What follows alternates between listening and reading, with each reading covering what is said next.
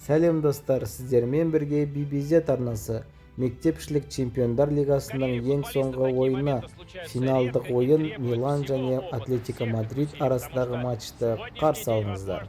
В игровой карьере.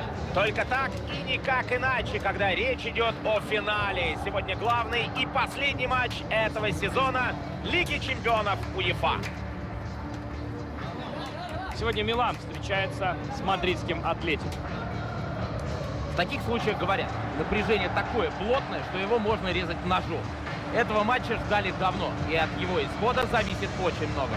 Но мне нечего добавить, все верно. Осталось подождать еще чуть-чуть, затаить дыхание и наслаждаться игрой.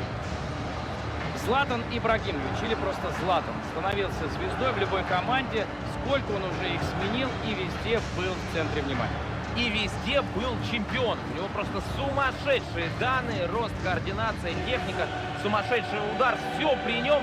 И многие просто боготворят Златана Ибрагимовича.